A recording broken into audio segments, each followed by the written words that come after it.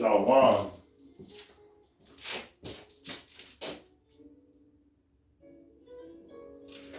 Shalom, Ahab, Wa, Baraka. First and foremost, all praise, honor, and glory to Yahweh, Bahashem, Yahweh Shai, Bahashem, Yahweh Akadash. All right. Now, I put out a first part on Passover class, and then I did a second part yesterday, and then I saw some precepts that I wanted to add to it, and I didn't. And so I'm going to bring out the second part now because I didn't want to put up the class without the precepts that I had already that I found after I made the class. So with that being said, let's get right back into this Passover class. Last week, or I mean two or 3 days ago, we were talking about Moses and how he grew up as an Egyptian. He was well spoken as an Egyptian. And when there was a point in his life where he made a decision that he loved his people and he didn't want to be this Egyptian that they raised him to be. And then he saw an Egyptian smiting one of his brothers, a fellow Israelite. And he went and he smote that Egyptian, and that Egyptian died, and it was known out throughout the land, so Moses had to leave.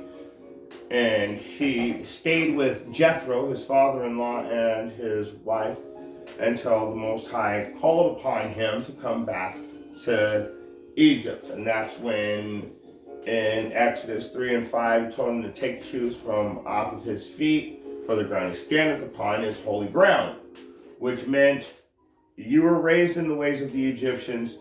You need to take off all that garbage that you learned, and it's time to learn the truth. All right, let's go back into it. We're going to go right back into the book of Exodus and pick up where we left off, starting at chapter 7 and verse 1. And the Lord said unto Moses, See, I have made thee a god to the Pharaoh, and Aaron thy brother shall be thy prophet. So when you go to the camps and you have a guy that reads and a guy that speaks, this is the reason why. In fact, let's go to and so let's go to verse 2. But wait, I just can't do it. I can't do it because he made Moses a god to Pharaoh. So what he did was he made him a power over Pharaoh. He gave him a power over Pharaoh. The word God means to be, means power, to be powerful, or to be the ruler. So if we were gods on the earth, we would be the rulers over the earth. In fact, let's go to Psalms 82 and 5. No, let's read 6. Psalms 82 and 6. I have said, ye are gods, and all of you are the children of the Most High.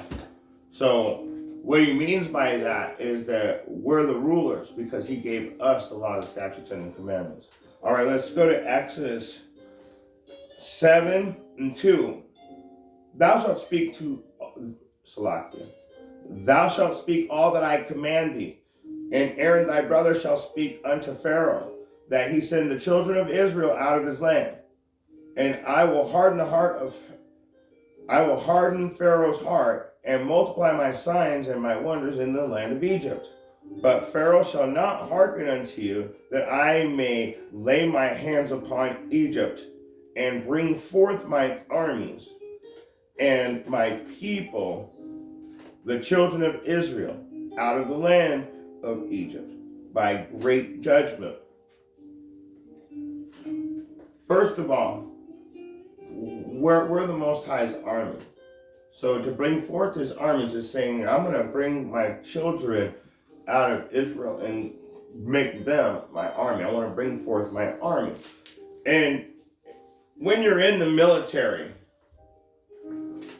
there's one thing that I've learned.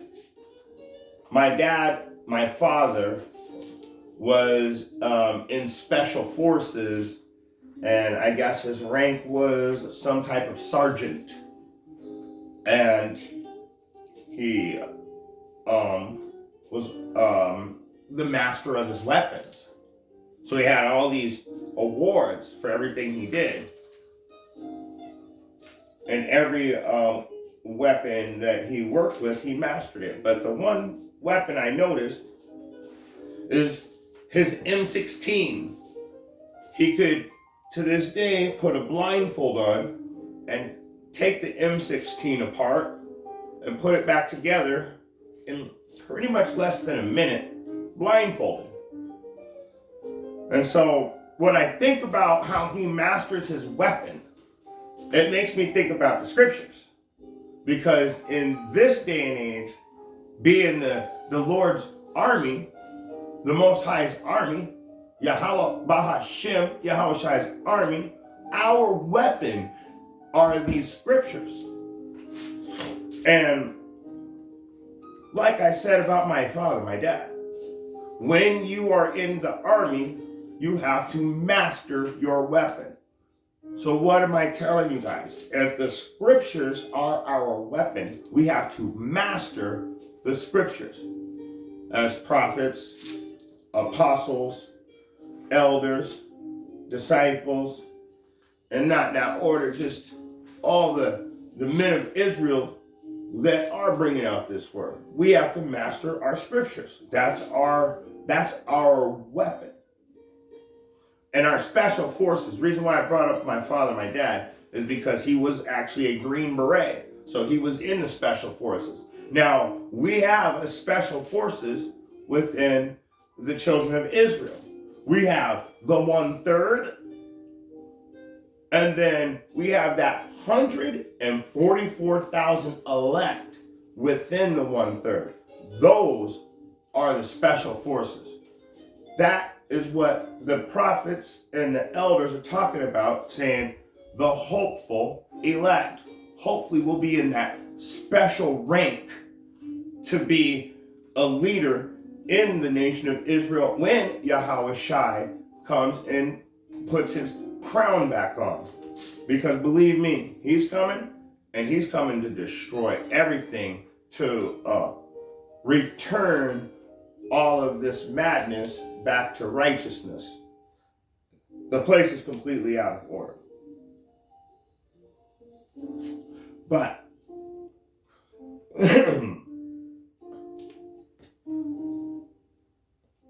let's keep going. Moses was 80 years old, and Aaron was 83 when they went back into, when Moses went back into Egypt. Let's go back into Exodus. And we'll go to verse 5. And the Egyptians shall know that I am the Lord, when I stretch forth my hand upon Egypt, and bring out the children of Israel from among them. And Moses and Aaron did as Yahweh commanded them, so they did. Verse 7. Moses was 80 years old, and Aaron was 83 years old, when they spake unto Pharaoh. So Moses was 80, Pharaoh was 83 when they went back into Egypt, like I just said. All right, now let's get some of the Most High's signs and works. Let's get down to some of these plagues. Let's go to verse 8.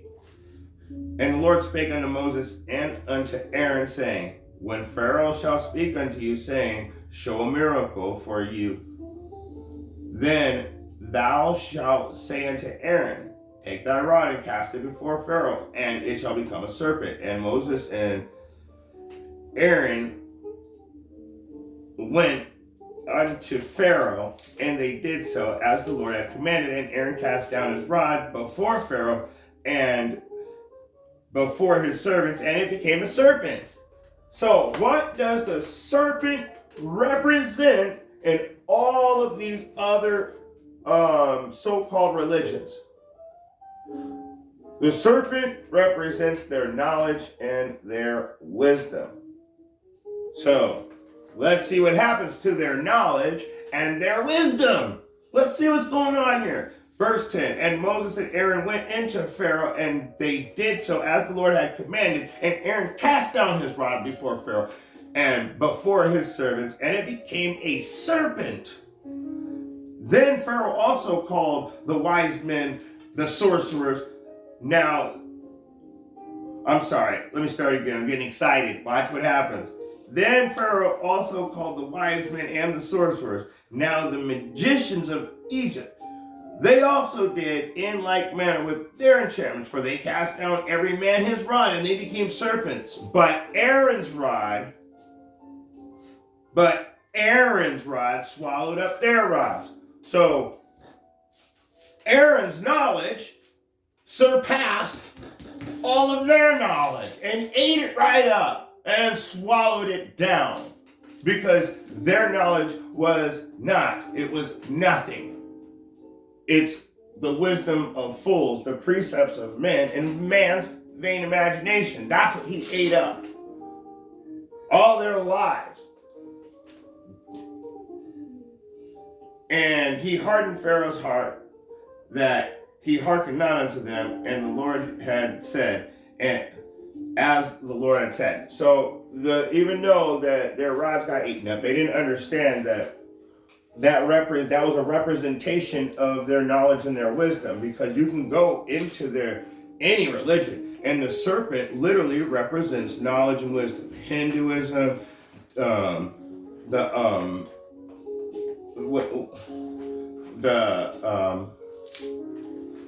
I don't know. I don't know all the names of the languages right now. Man, the book's falling apart. Anyway,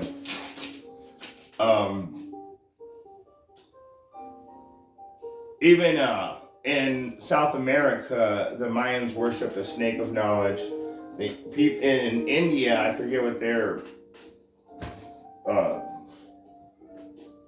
whatever they worship, they have a snake of knowledge.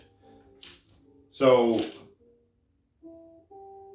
all of them pretty much have a serpent of knowledge. The Chinese people, they have a dragon, which is a serpent. So what did Aaron do? His rod ate up their rod. His knowledge and wisdom surpassed theirs. So let's keep going, though. I just really like that, because that's what's really happening right there, and nobody sees it. Okay, verse 14. And the Lord said unto Moses, Pharaoh's heart is hardened. He refuses to let the people go. Get thee unto Pharaoh in the morning, and lo, he goeth out unto the water, and thou shalt stand by the river brink.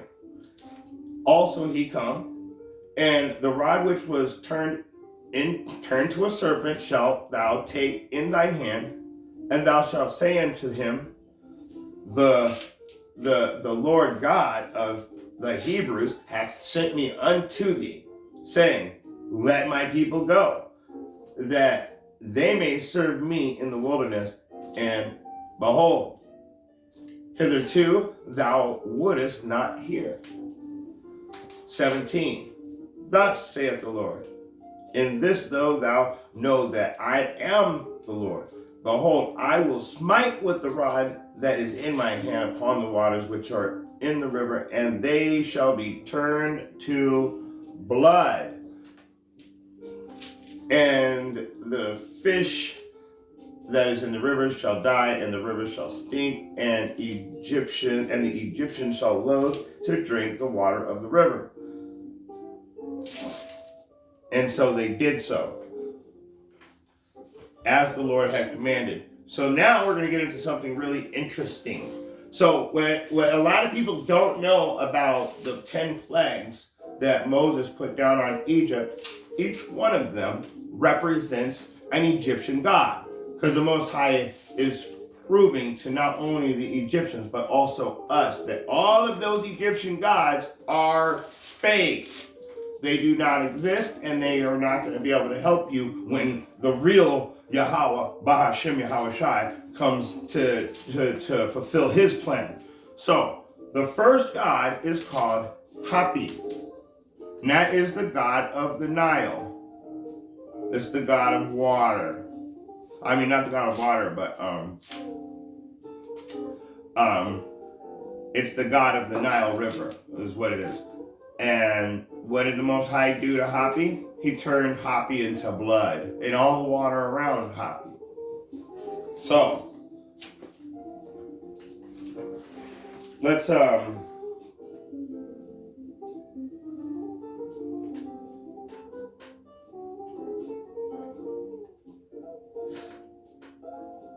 also in other books that would be the god, I think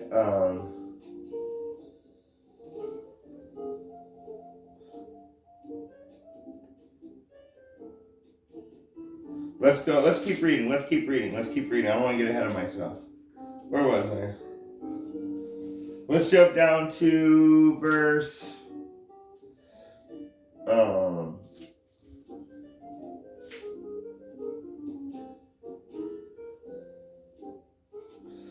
19. And the Lord spake unto Moses, say unto Aaron, take thy rod and stretch it out, stretch thy hand upon the waters of Egypt, upon the streams and the rivers and upon the ponds, and upon all the pools of water, that they may become blood, and that they may be blood throughout all the land of Egypt, both in vessels of wood and in vessels of stone.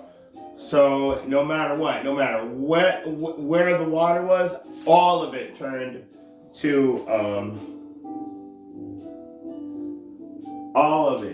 into blood. Whether it was in a glass, whether it was in a vase just sitting on a table. And of course the magicians did so with their enchantments, and they also, once again, just hardened the Pharaoh's heart.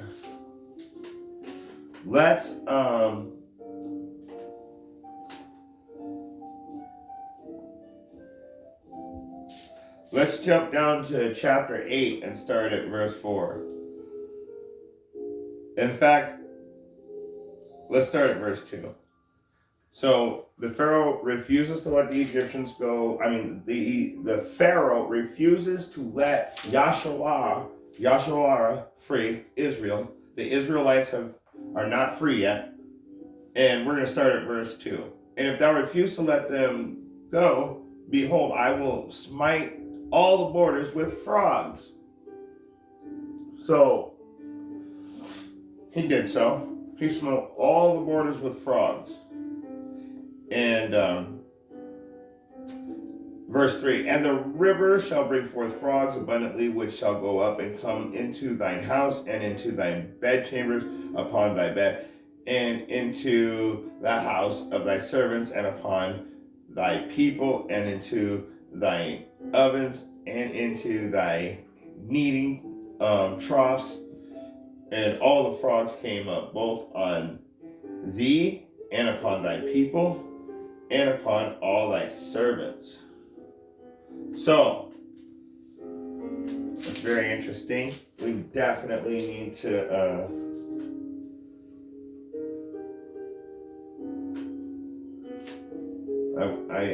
I should have got it out of the Wisdom of Solomon, so you can see that even when they sweat, the frogs were coming right out of their sweat. Any type of liquid. So who does the frog represent? This goddess actually has a frog head. And it's funny because it's Haket, the goddess of fertility, water, and renewal. Haket. So, fertility, water, and renewal. So that god, mark that one off as fake too.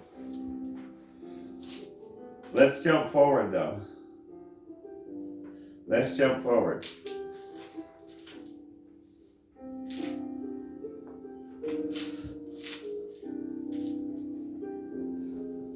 Verse 16.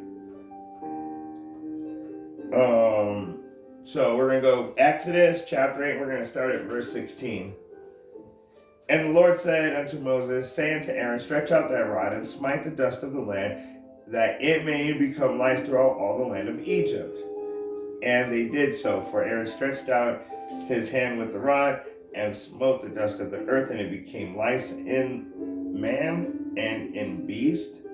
All the dust of the land became lice throughout all the land of Egypt. So,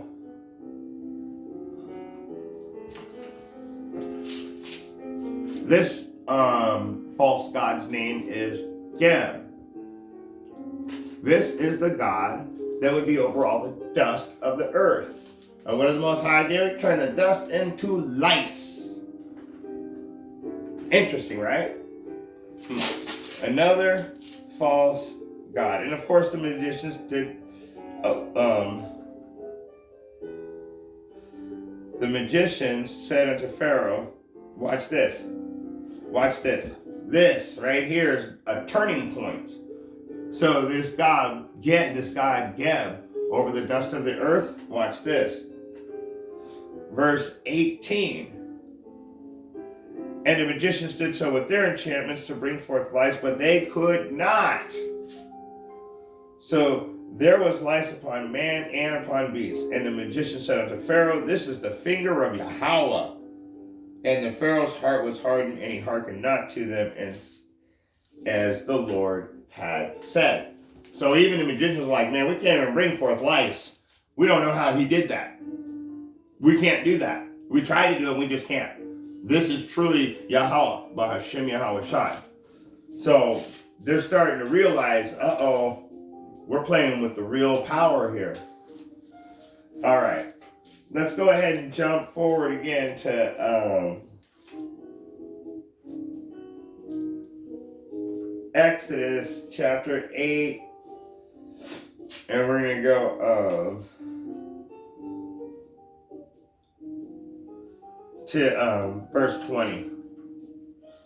And the Lord said unto Moses, rise up early in the morning and stand before Pharaoh. Lo, he cometh forth to the river, and say to him, thus saith Yahweh, let my people go, that they may serve me. Else, if thou wilt not let my people go, behold, I will send swarms of flies upon thee, and upon thy servants, and upon thy people, and into thy houses, and the house of the Egyptians shall be full of swarms of flies, and also the ground whereon they are. And I will sever in that day the land of Goshen, in which my people dwell, that no swarms of flies shall be there, to the end thou mayest know that I am Yahweh in the midst of the earth. So he's telling them, I'm going to separate Israel from Egypt, because all the Israelites live in Goshen, and I am going to put swarms of flies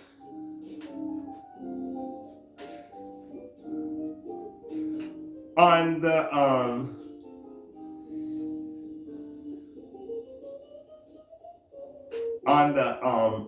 Egyptians,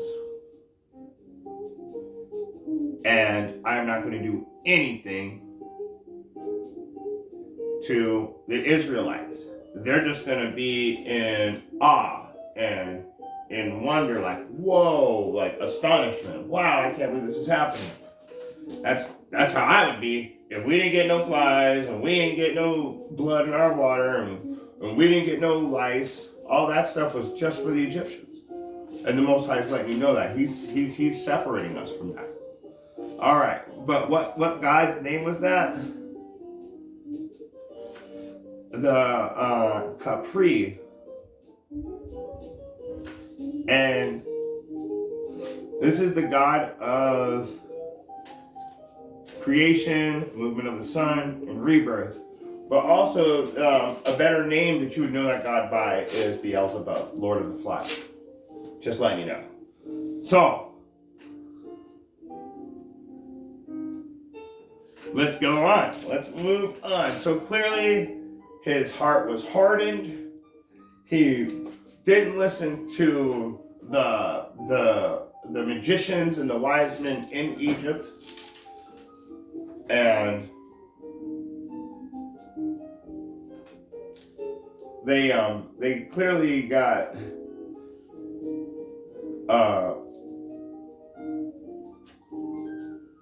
let's read 24. And the Lord did so, and there came a grievous swarm of flies into the house of Pharaoh, and into his servant's house, and into all the land of Egypt. The land was corrupted by reason of swarm of flies. So it got pretty bad. It got pretty bad. I mean, if you've ever lived on a farm or a ranch where there's livestock, man, there'll be flies everywhere because they do the livestock thing. So there's always a bunch of flies around. And can you imagine in that times probably about 1 million? It would just be unbearable. But anyway, let's keep going. Let's keep going. So go to chapter 9, and this is we're going to get into the plague over all of the livestock now. Look at this. Then the Lord said unto Moses, Go unto Pharaoh and tell him, Thus saith the Lord God of the Hebrews, Let my people go, that they may serve me.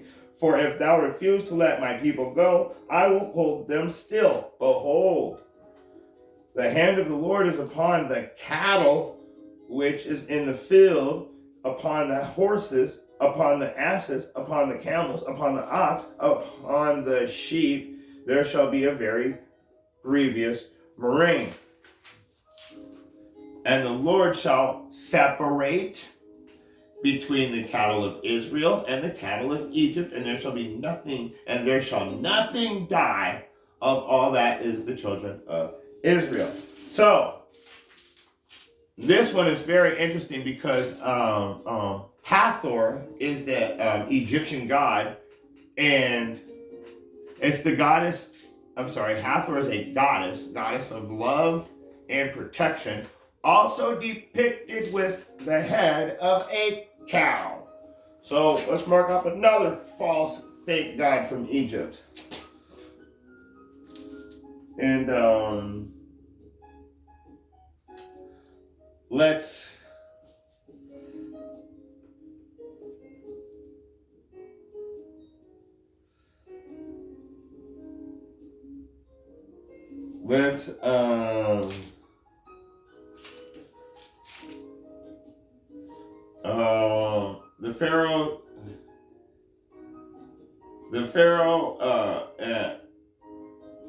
let me just read verse 7 so you guys know. So the Most High went in and killed all of their stuff. Everything. And the only livestock of any type that was left was over here in Goshen, where all the Israelites were staying. It's the only place where it was left in all of Egypt. And verse 7, And the Pharaoh sent, and behold, there was not one of the cattle of the Israelites dead. So he said, Go look and see what happened over there to them, because man, we got everything destroyed. Go see what happened to them. And not one of the cattle of the Israelites dead. And the heart of the Pharaoh was hardened, and he did not let the people go. So the Most High just keeps making it harder and harder. He's more and more stubborn and angry about the whole situation.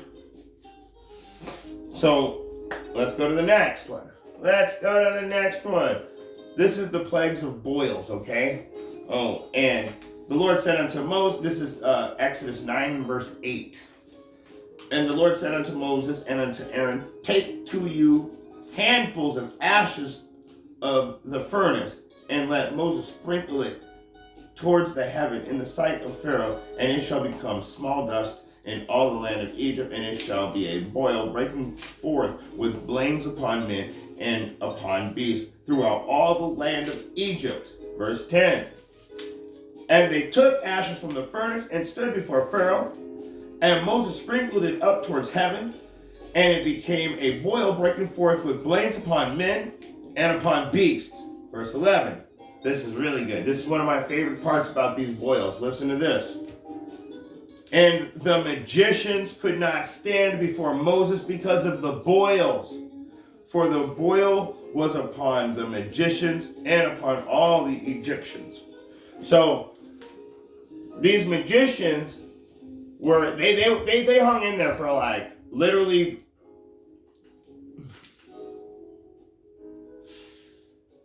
2 curses.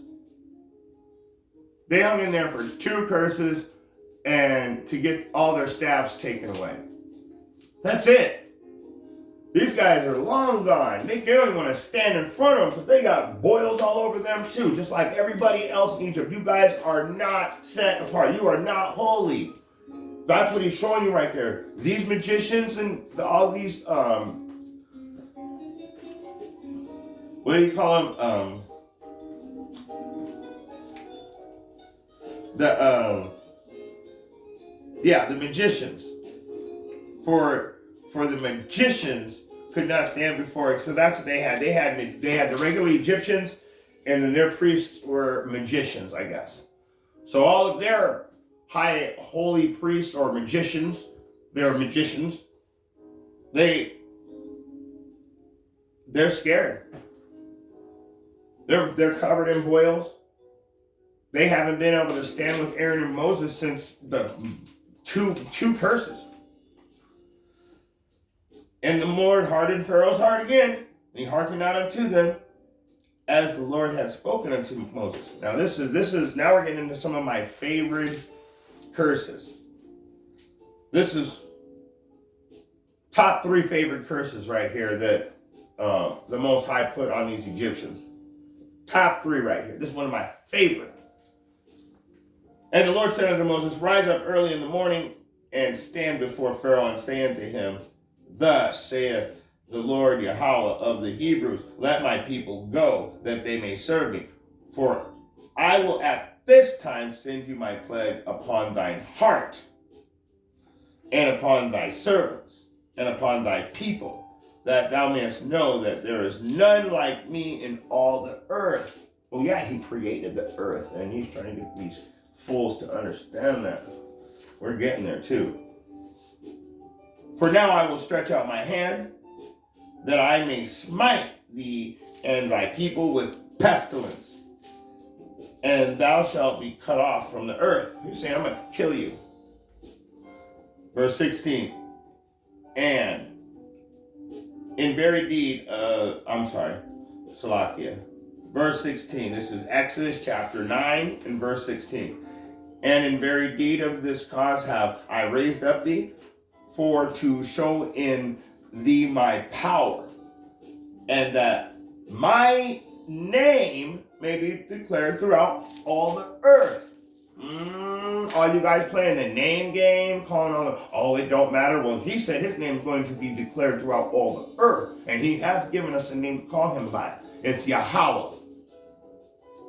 When Moses was on Mount Sinai, he said, Ahiah, because the Most High said Ahiah to Moses. So when Moses went down the hill, he said Yahweh. Ahiah means I am. So when you go down that mountain, you tell him I am, I exist. So when he came to the mountain, he said he is, he exists. He didn't say I exist. You just got to figure that out. People walking around calling it Ahiah. You guys just don't understand what you're saying. You got to understand the words and how to use them.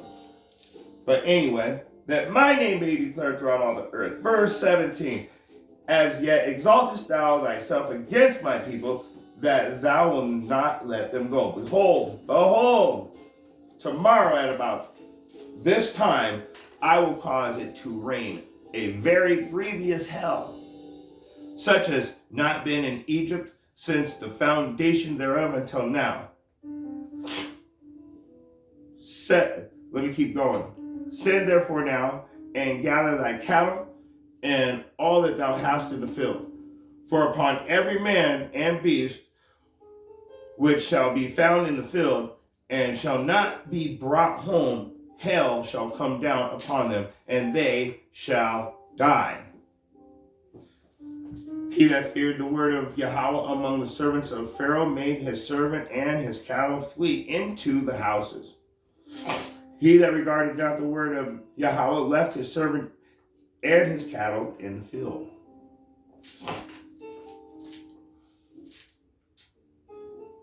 Let me keep going. And the Lord said unto Moses, Stretch forth thine hand towards the heaven, and there may be hail. Stretch forth thy hand towards heaven, that there may be hail in all the land of Egypt, upon man and upon beast, and upon the herb of the field, throughout the land of Egypt. 23. And Moses stretched forth his rod to the heaven, and the Lord sent thunder, hail, and fire ran along upon the ground. And the Lord rained hail upon the land of Egypt. So there was hail and fire mingled. There was hail and fire mingled with hail. Very grievous, such as there was none like it in all the land of Egypt since it became a nation. And the hail smote through all the land of Egypt, all the land of Egypt, all that was in the field, both man and beast, and the hail smote every herb of the field, and brake every tree of the field. Only the land of Goshen, where the children of Israel was there no hail. So there wasn't any hail in Goshen again. And so let's go over to the Wisdom of Solomon real quick. I want to show you guys something. I want to show you something about this hail, because I just thought that was the coolest thing, that the Most High could make it rain down water, ice, that was blasting you with fire at the same time. And here we go. Wisdom of Solomon, chapter 16, starting at verse 16.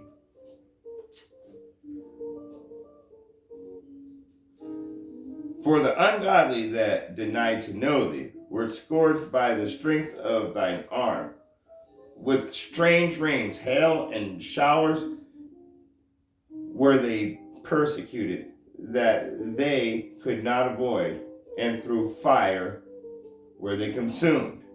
For which is most to be wondered at, the fire had more force in the water that quencheth all things, for the world fighteth for the righteous. So, it's telling you right there that fire that he rained down was more powerful and burned even hotter inside of the ice. Can you imagine getting hit? It's even worse than if it was just a regular fire. How is that even possible? But here it is, possible. So let's jump forward in chapter 9 up to verse 27, because it gets even better.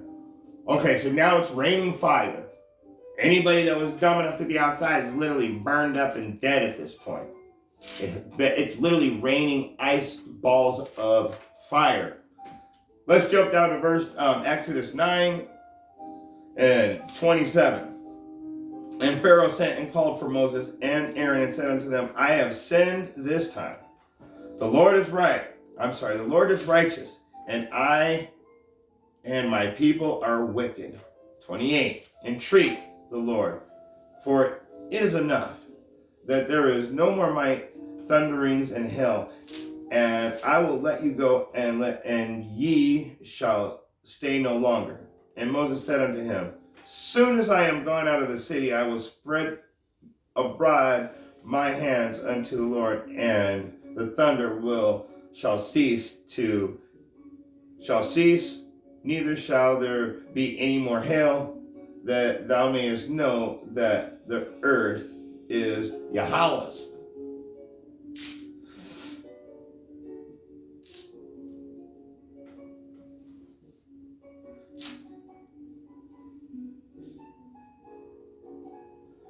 I just want to read that again. Listen carefully. I'm sorry, I was just reading down a little bit. But, let's listen to this carefully. And Moses said unto him, as soon as I am gone out of the city, I will spread abroad my arms unto the Lord, and the thunder shall cease, neither shall there be any more hail, that thou mayest know that the earth is Yahweh's. So, what do you think he did? How do you think he got out of the city? You think he went from house to house and running in and out of each door trying to avoid the hail? Nope. Moses walked right down the middle of the road, and not a single drop hit him, nor did he get wet or burned or hit by hail, fire, nothing. He walked right out of there. Not his garment, nothing was touched. Not even barely grazed a little bit. I'm sorry, not even a nick, nothing. Okay? Then, when he got to the edge of the city, he raised his hands up and it stopped. I don't know, if you don't believe after that, you probably are, you're doomed, let's just say that. All right, let's jump forward, because of course after Moses got out of the city, he raised up his hands, and it stopped hailing. I want to read verse 30 though, real quick, because I'm going to read the last little portion of verse 29, and then I'm going to read verse 30. So in the last part of it, it says, that thou may knowest that that the earth is Yahweh's, but as for thee and thy servants, I know that ye will not yet fear Yahweh. I just wanted to let you know that even with all that, they're still not afraid. For some reason, they think they can get away.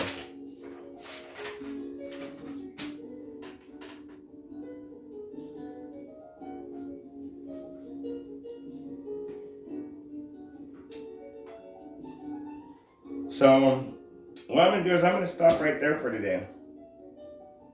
Because, in fact, wait.